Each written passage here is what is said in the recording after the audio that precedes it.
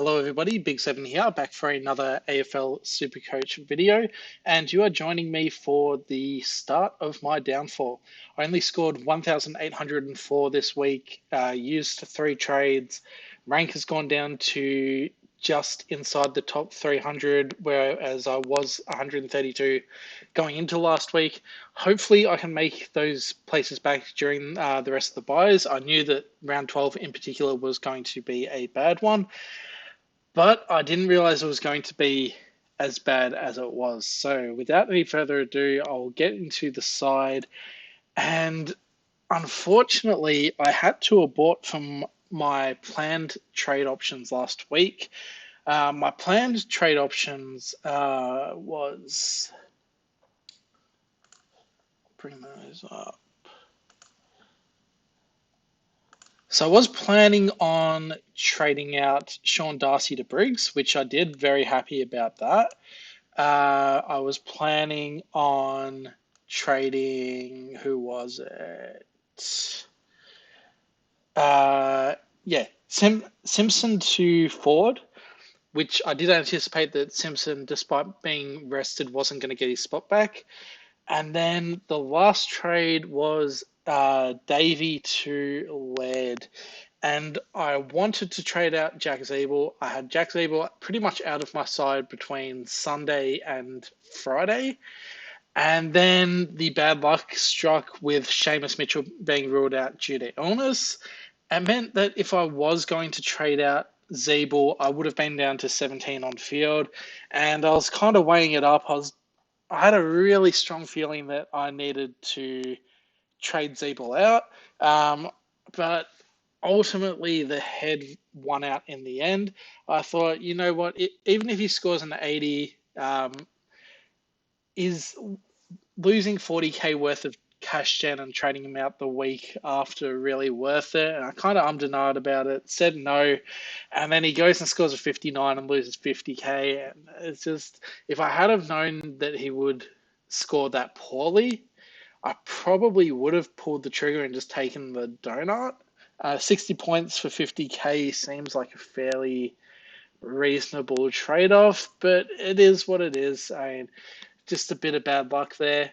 One thing that I can't call bad luck is Jordan De Goey getting suspended. I brought him in a couple of weeks ago, so I got his big score at least, but 55, I mean, the poor score is almost worse than the suspension in a way. I would have thought they would have dominated against West Coast, but didn't manage to do so. The tribunal verdict hasn't been announced yet. Assuming it's 3 to 4 weeks, he's someone that I will need to trade out at some point. Jack Ziebell, he's gone. He just isn't it anymore. And he was a below average player in a great role. Also playing for a side that was chipping the ball around quite a lot around the back. North Melbourne aren't doing that anymore. They're playing a lot more free flowing, attacking football. A bit of a tongue twister there. So that has diminished Ziebell's appeal, as has the addition of Aaron Hall. So for me, a definite trade out. I can understand if people want to hold him if they don't have a lot of trades left, struggling to get premiums in. But Jack Ziebell, he's gone for me. I've had enough. The other player that's disappointment, Bailey Smith. I mean, I can't really complain about that either because I knew what I was getting myself into when I picked him. He had 4 consecutive scores in the hundreds he had 2 weeks of CBA data, of high CBA data. But I knew it was a risk that he would lose the CBA role, and that is what has eventuated. Basically, I was banking on Bailey Smith playing well enough that he would continue getting high CBAs. Didn't do that in his game against Gold Coast. Trelaw coming back, I was hoping maybe they would ease him back into it. But that wasn't the case. I think he had 80% CBAs. Caleb Daniel did vacate the midfield, but really the midfield mix to the Dogs is basically Liberatore, Bontempelli, Trelaw, and then some of McRae and some of Bailey Smith, and it's not really too surprising. I mean, I made a bet on the upside, didn't hit. I still think he can go like between 90 to 100, so he isn't someone that I have to trade out, but it is looking like a failed trade in. So, in terms of the rest of the sides, outside of those disappointments, Kieran Briggs bringing him in for 128, very good. The vice captain, I went for Dacos. Decided to put the captaincy on Dawson. And my philosophy with captains going forward is that I want to take the high variance route if I can. So 123, it's just, I think I'm about 400 points off the top 10 or 11 or whatever it is. And if I want to take a shot at those ranks, which I do, then I should be taking the high variance approach.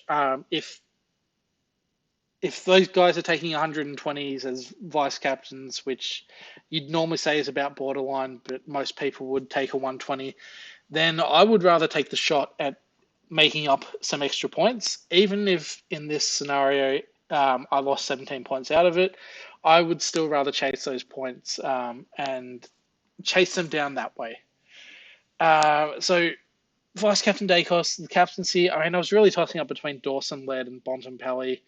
Merritt was an option. I just wasn't 100% sure if they would tag him or not. And the other thing that was playing up on my mind is if he did have some kind of injury, and he was carrying a cork last week. If that was lingering, then maybe he could see his scoring decline. That wasn't the case. Only 137. He dominated the first quarter. He was on about 80 odd points at quarter time. So maybe a slight reprieve that I didn't go for Merritt captain, and it's kind of a case of what could have been for him. And yeah, not too much else to touch on for the rest of the side. Sheasel only a 72, kind of disappeared between the first quarter and the last quarter. I'm still kind of bullish on Sheasel, and he's not going to go back to his 110s playing in the back line, but I still think he can go around 90 odd,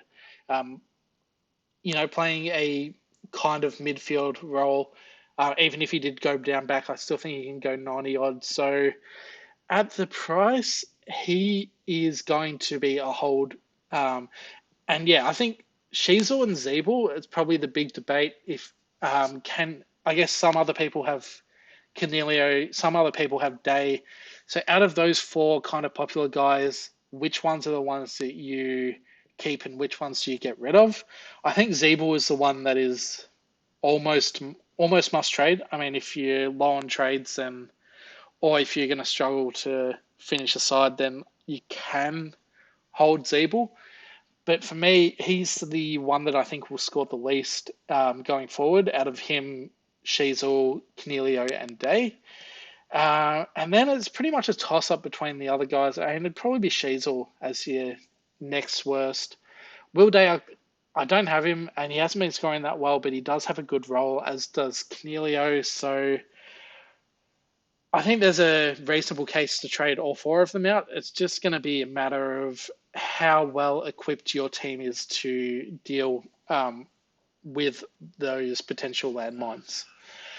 So looking forward, I guess So I need to get rid of Degoe, which is a fairly unique situation. But if let's optimize the side actually. So if I optimize the side for this week, so I have Stewart, I have Humphrey missing, but I've really got, and I will have Degoe missing.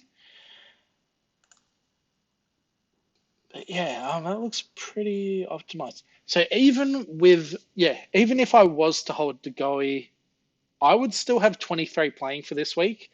And, if I'm counting Sheasel and Bailey Smith as premiums and Ziebell as well, 5, 6, 7, 8, 9, 10, 11, 12, 13, 14, 15, 16, 17, 18. So effectively 18 premiums this week in a week where it's best 18. So as much as I would like to piff Degoe out of my side, it's not really necessary because he is suspended. So if I was, say, to bring in someone like a Neil or a Sarong, yes, they would be best 18, but they'd be kicking someone out like Sheezel or Bailey Smith, or maybe even Chincotta or Seamus Mitchell or Johnson. Those guys are capable of scoring well. I mean, it could be a case where I bring in Neil or Sarong, they go 110 and they're kicking out someone like Bailey Smith or Sheezel who goes 90. So I don't think De Goey is a trade this week if you are in a similar position. I think I'm going to hold him until next week, unless you are really set on Neil. I think Neil is a good option, but yeah, I think he's a good option. If you do want him, then this is the week to strike, but he's probably just a tiny bit too pricey for me in terms of my overall plan on how I want to finish the side. The player that is the trade out this week is Jack Ziebell. I'm assuming he's not going to get dropped. It's not out of the question that he just gets dropped out of this side. He's been poor a couple of weeks in a row. They've got Aiden Core playing in the reserves as well. So there's no guarantee he holds his spot. But if he does hold his spot, he's got a break even of 172, projected 35k loss if he scores around 90 odd. He could score another 60 or 50, and he's just lost another 50k. So it's time to go Jack Ziebell. The player I will bring in. So I think, yeah, as I touched on before, Neil and Sarong, they're probably the two midfielders I would prefer to go after, both having just had the round 12 bye, so they'll play the next 3 weeks. But I am out of cash. 551k. And look, I could get rid of De Goey to a rookie or someone else, but I just don't see the point in a round where it's best 18, and I would have 18 premiums anyway. So looking at players that have come off that round 12 by, and Chad Warner, I'm just out of that price range, but I'm not really too sure I would want him either. Sarong and Neil definitely can't afford. Brayshaw is an option as well if you don't have him. I do prefer the Freo boys or Neil over Warner. But yeah, in my situation, I'm not able to afford them. And if I look at defenders, yes, I could bring a defender in, but I've already got Sicily, Dacos, Dawson, Doherty, Sinclair, and Stewart. But if I wanted to, Luke Ryan and Jake Lloyd are both pretty fairly priced. I guess the thing with Luke Ryan is that he's had 3 sub 100 scores his last 3, and that's also coincided with Fremantle finding form. So maybe I still think he's okay, but I personally would prefer to see him see Luke Ryan score a decent score before I brought him in. Jake Lloyd, I mean, you know what you're going to get out of him. He's just, I got to say, he's a boring pick, but he'll definitely be a top 10 defender going forward. He should score, between 90 to 110 pretty much every game. So if you're getting him now, 520k, it's a fair price. It's not a super bargain, but it's more than fair. And if you need that 6th defender spot, then you could definitely go worse. The other one is Nick Blakey. He's a bit more volatile. I mean, Hayden Young as well is an option, but he's just a little bit pricey, I think. So I think it would be Lloyd who would be the pick of the defenders for me if I was to go that way. And if I was to go for a forward coming off the bye, Luke Jackson is very interesting.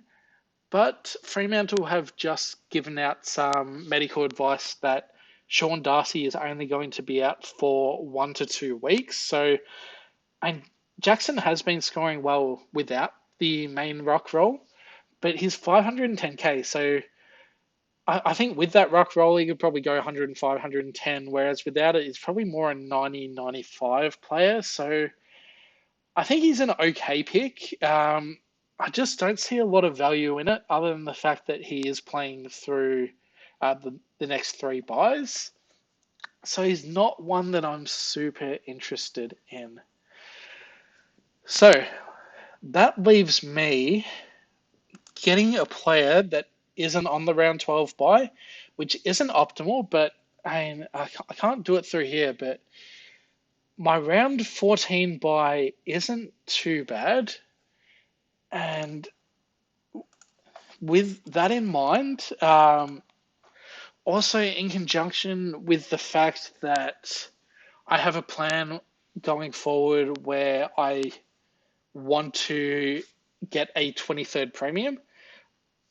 I I've basically got two options. I can either try and max out the team and have 22 or 21 stars and like a dodgy 22nd player, or I can try and squeeze a couple of value premiums in and get that 23rd premium.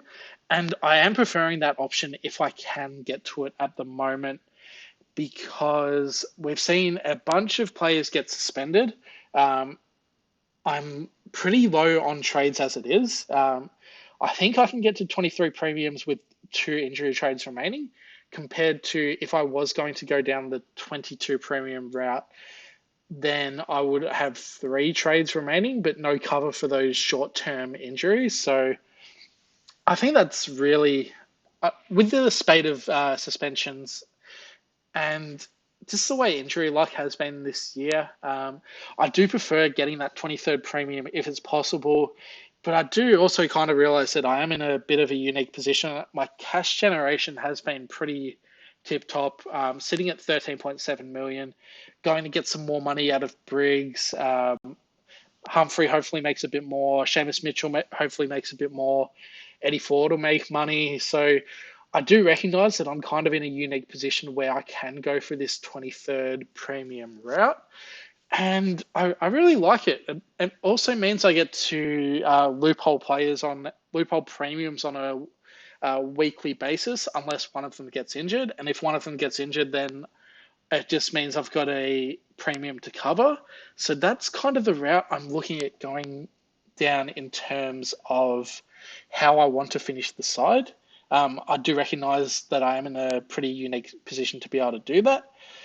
And so looking at the side, defender line's done. Forward line is done if I put Rosie in the forward line. DeGoey becomes a midfielder. So really, I need two midfielders and someone else to finish the side. I also need to get Kieran Briggs up to someone, but that should be okay. I'll show you what I have planned for that in a bit. The player I am after is one ruckman, and his name is Darcy Cameron. And there are definitely some red flags in the pick. His injury history hasn't been the most flash. Scored 105 over the weekend. That was against West Coast, though, who have been conceding big scores to ruck. But here's the way I look at it. His scores recently, he's still kind of coming back from that knee injury. I think the round 14 bye will be beneficial. And if we look at his scores from the start of the year, 103 against Geelong, that was Stanley, I'm pretty sure. 137 against Port, who opposition have been beating up on a lot in the ruck. And then round 3, he scored 89 against Richmond in 3 quarters of footy. So, the scoring potential is definitely there. 105, it looks good, but you would have hoped that he did a bit more. But still, I think going forward, he can go somewhere between 90 to 100, and that might even be a conservative estimate. And at his price point, so 460k, it's another player where I think it's a fair price point. I'm not going to say it's extremely value, but I think it's a fair price point. And if I do have Darcy Cameron, and he would be, essentially one of those cheaper premiums, it means that if Rowan Marshall was to miss a week with injury, I don't have to trade him. I can use Darcy Cameron as that cover. So I do like having that forward ruck swing in the forward line as the cover in case one of my ruckmen were to get a short-term injury. The break-even's 81, so it's not something you have to do this week if you do like Darcy Cameron. You can wait for the Melbourne game and pick him up at round 15 after he's had his bye. That's definitely a valid option. The other thing to note is that he's playing Melbourne, which is Gawn and Grundy. That strikes fear into a lot of people. Not for me. Looking at Melbourne's previous opponents, Tom De Koning went 90 last week, and then the 3 weeks before, Sean Darcy got injured, but Luke Jackson stepped up in his absence and I think went 106 off memory. Weeks before that, Lloyd Meek went 110, Scott Lysette went 110, Witts went 110. So this matchup doesn't really strike any kind of fear into me from a strength of schedule perspective. So I think he can go, 90 to 100 this week. And I think he's a valid trade in this week, but obviously understand if people want to wait a week on him. And so that leaves me 90k in the bank. Still got 18 premiums for this week because, Ziebell to Cameron. I guess you could call that an extra premium. We'll see what happens this week. The way Ziebell's been playing, he doesn't deserve to be called a premium, despite being premium priced. So that leaves me with 8 trades, 92k in the bank, and if I kind of just rearrange the team, I'll show you what the plan is in the medium term once we eventually load up.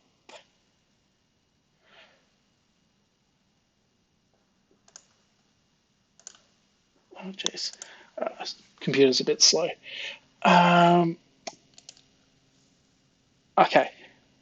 So this team at the moment, it has 20 premiums or like players that'll be close to premium. I guess you can argue over Bailey Smith, Sheasel, Darcy Cameron, De Goey. De Goey, he needs to be traded out, but I will do that next week. So effectively, I've got De Goey, I've got Humphrey, I've got Briggs that I need to turn into premiums. And then the cash that'll help with that, I mean, I've got 92k in the bank. I've got Seamus Mitchell to cash out, and I've got Chincotta to cash out. Is there someone else? It could be. So De Goey, Humphrey, Seamus Mitchell, Chincotta, and Briggs. Yeah, Briggs needs to go. So, so looking at the kind of my long-term plan, did I mention forward? Maybe not. Yeah, I don't think I did. But anyway, so I'll go to there. So my plan this week, Ziebell to Cameron, that leaves me 90k in the bank. Next week, I would trade out De Goey probably to the Geelong rookie and get the war chest happening for next week. And if I look at my round 14 buys, site's gone a bit silly. So this week, 22.31, that's pretty nice. Oh, well, it includes De Goey as well. So I think I need to reload.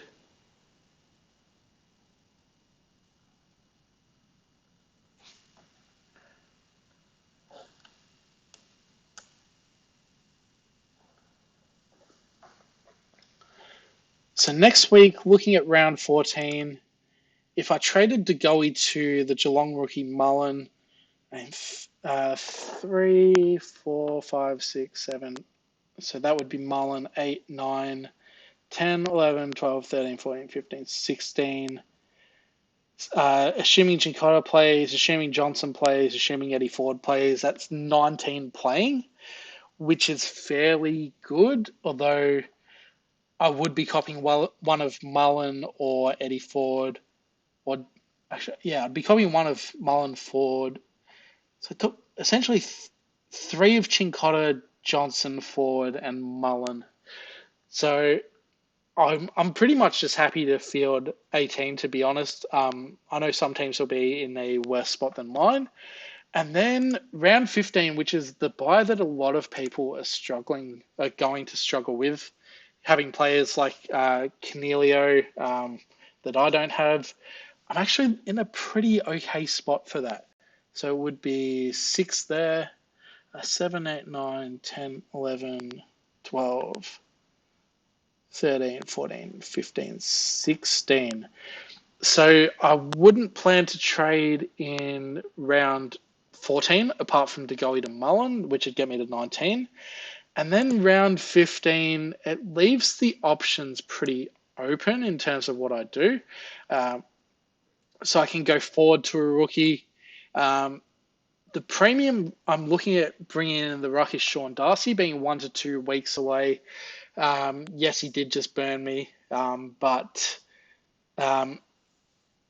if I'm getting him at a 100K discount to what Tim English is going to be, and also if he happens to play in that round 15 buy, then I'm happy to do it. It really depends on when Darcy comes back. If he doesn't come back until round 15, then maybe I hold off. And that's kind of where the Darcy Cameron flexibility comes in, because I can trade out Briggs and bring in a midfielder. And then, yeah, round 16, and I've put Walsh in as a placeholder. I'm really looking for a premium midfielder that's going to be cheap. Could even consider Patrick Cripps, Jack Steele. And then the other trade I can potentially do in round 16, I'm pretty tempted by Mills when he does eventually come back into the side. He's got a couple of price drops in him. I think looking at the injury report, he was 1 to 3 weeks.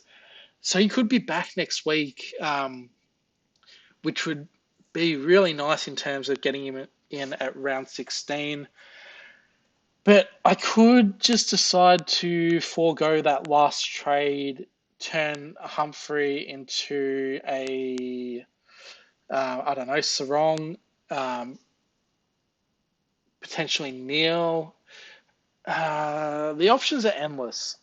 But pretty much, yeah, the way I see it, bringing in Cameron, it gives me a lot of flexibility going forward. And yeah, especially these last two trades, they can be anyone. I think the other interesting option this week, I didn't mention him, is Ben Keys, who would basically be filling that Mills-shaped hole in my side.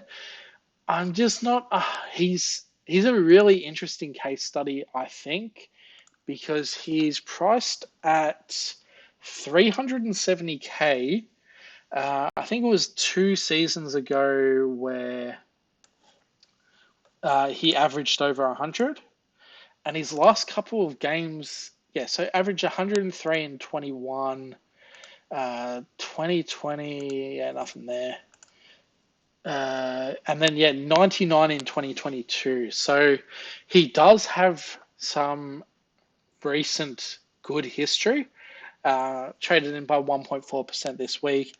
Got a break even of 7. Plays West Coast this week.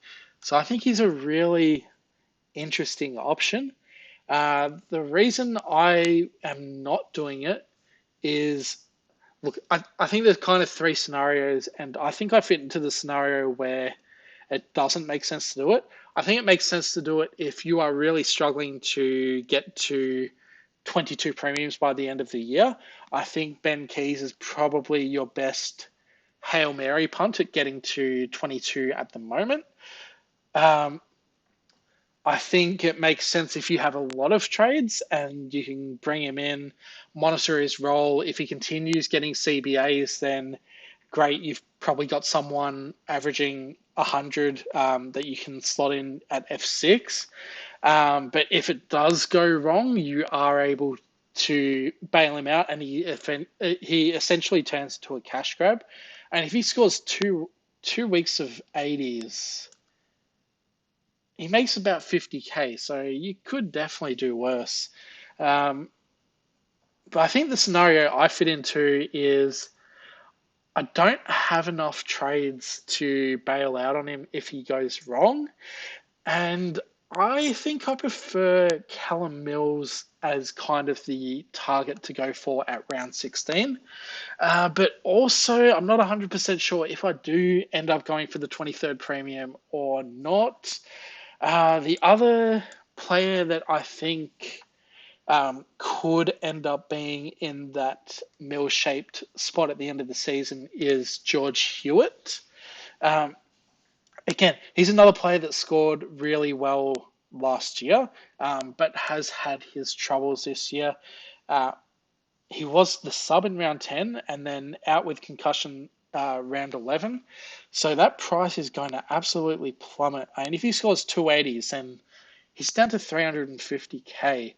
And I personally think that he should be in Carlton's best midfield, but they do have Cripps, they do have Walsh, they do have Chera. So he's probably the fourth string in the bow, and that's a little bit shaky because Matt Kennedy's lurking. There's a chance they can put some games into Paddy Dow.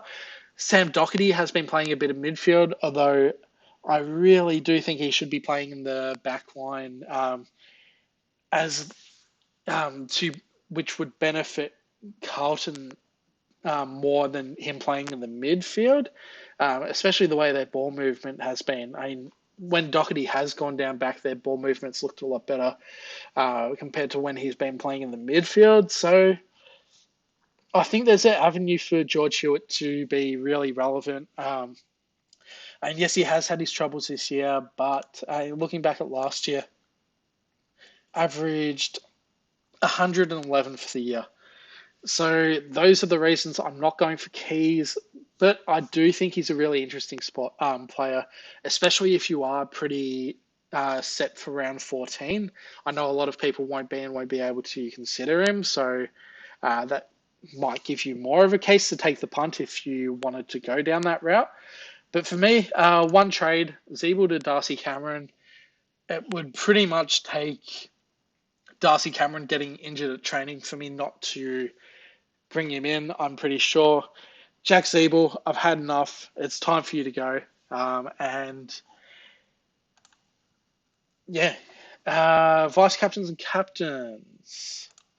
So I think probably the top captain option, in my opinion, if you have him, is Tim English, and you can obviously put the vice captain on him. I don't have him though, and yeah, coming up against Port Adelaide, Scott Lycett, he should absolutely tear him apart.